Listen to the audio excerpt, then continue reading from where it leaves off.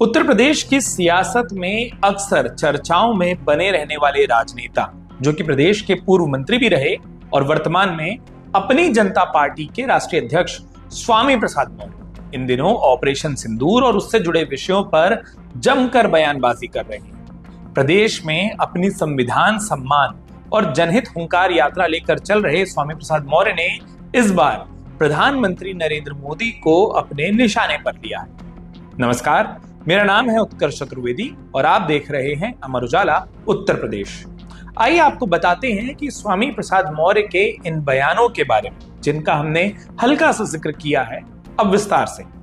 प्रधानमंत्री नरेंद्र मोदी के राजस्थान में दिए बयानों की आलोचना करते हुए स्वामी प्रसाद मौर्य ने उन पर निजी टिप्पणियां की हैं। गौरतलब है कि स्वामी प्रसाद मौर्य ऑपरेशन सिंदूर पर लगातार खुलकर बात कर रहे हैं, बयान भी दे रहे हैं। एक सवाल के जवाब में स्वामी प्रसाद मौर्य ने नेहा सिंह राठौर का भी बचाव किया। नेहा सिंह राठौर पर अलग अलग जगहों पर शिकायतें हो रही हैं, कुछ जगहों पर मुकदमे भी दर्ज कराए गए। इन सभी के बारे में भी स्वामी प्रसाद मौर्य से जब सवाल हुआ तो जवाब उन्होंने खुलकर दिया।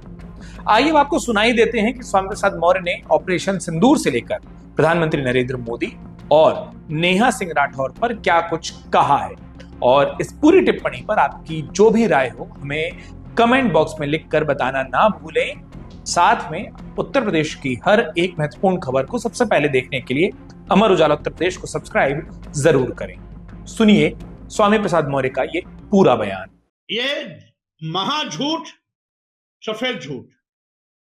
यदि मोदी जी के नशों में गर्म सिंदूर होता तो अपने पत्नी के सिंदूर का अपमान नहीं किए होते, और जो अपने पत्नी के सिंदूर का अपमान कर दिया है वो देश की बहनों के सिंदूर का सम्मान नहीं कर सकता है।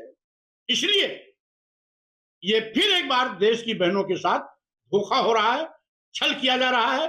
वाकई में यदि इनकी धमनियों में, नशों में गर्म सिंदूर होता तो 2 दिन के अंदर पाकिस्तान भारत युद्ध खत्म नहीं होता, बल्कि जब तक सारे आतंकवादी ढेर नहीं कर दिए जाते तब तक युद्ध चलता होना चाहिए था। लेकिन उन 2 दिन के अंदर बंद करके अपने ही ऑपरेशन सिंदूर की हवा निकाल दी। ऑपरेशन सिंदूर टाटा फिस्ट हो गया, बहनों के सम्मान के बजाय सिंदूर का अपमान कर दिया। तो स्वाभाविक रूप से ये वोट की सस्ती राजनीति है, सस्ती लोकप्रियता हासिल करने के लिए, बकवास करने के लिए भाजपा के नेता आदि हैं। माननीय प्रधानमंत्री का बयान ठीक उसी दायरे में आता है। सर, एक अहम सवाल यह है कि आप काफी बड़े राजनीतिज्ञ हैं। बीजेपी के अंदर खाने में क्या चल रहा है, क्योंकि क्या लग रहा है कि मुख्यमंत्री योगी आदित्यनाथ की कोशिश कर रहे हैं। देखिए, कुल मिलाकर के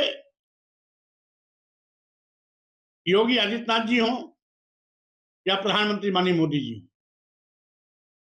सब एक ही थैली की चट्टे बट्टे हैं। सब आरएसएस के इशारे पर नाचने वाली कठपुतलियां। देश के दुश्मन हैं, क्योंकि भारतीय संविधान स्पष्ट इस बात की व्याख्या करता है कि धर्म, वर्ग, क्षेत्र, जाति, लिंग, जन्म स्थान के आधार पर किसी के साथ भेदभाव नहीं हो सकता। भाजपा के लोग लगातार हिंदू मुस्लिम मंदिर मस्जिद के नाम पर हिंदू मुस्लिम भाईचारे को तार-तार करना चाहते हैं।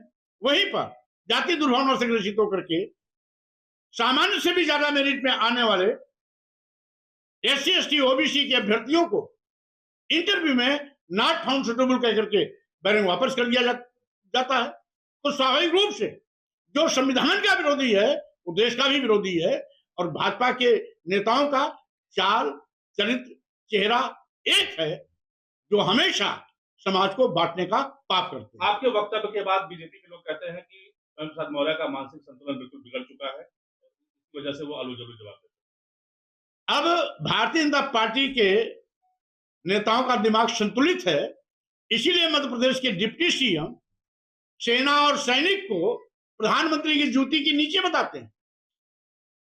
भारतीय जनता पार्टी के मध्य प्रदेश के एक मंत्री विजय शाह कहते हैं कि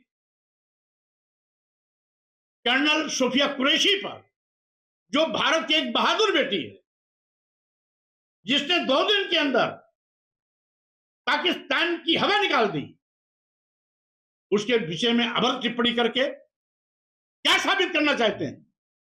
संतुलित दिमाग के लोग हैं। सच बोलना इनको बर्दाश्त नहीं हो सकता क्या? और कौन पागल है, कौन किसका दिमाग संतुलित है, ये जनता खुद देख रही है। बकवास करने वाले भाजपा के लोग की आवश्यकता है अपने दिमाग को इलाज कराने की।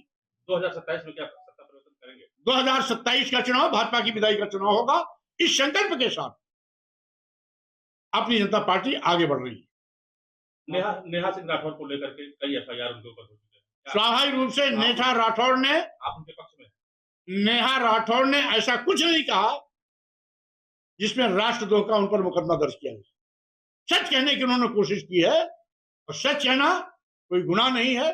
संविधान भी इस बात की मान्यता देता है कि लोग अपने विचार की अभिव्यक्ति खुले मन से कर सकते हैं।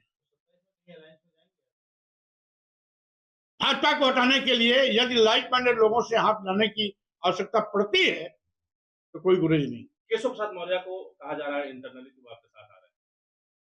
बहरहाल अभी मेरा अभियान है 2027 भाजपा की विदाई। कौन साथ आता है कौन नहीं आता है, ये समय आने पर अपने आप पता लगता है। अगर आप ये वीडियो YouTube पर देख रहे हैं तो हमारे चैनल को सब्सक्राइब करें और बेल आइकन को दबाना ना भूलें। अगर आप Facebook पर ये वीडियो देख रहे हैं तो हमारे पेज को लाइक करें।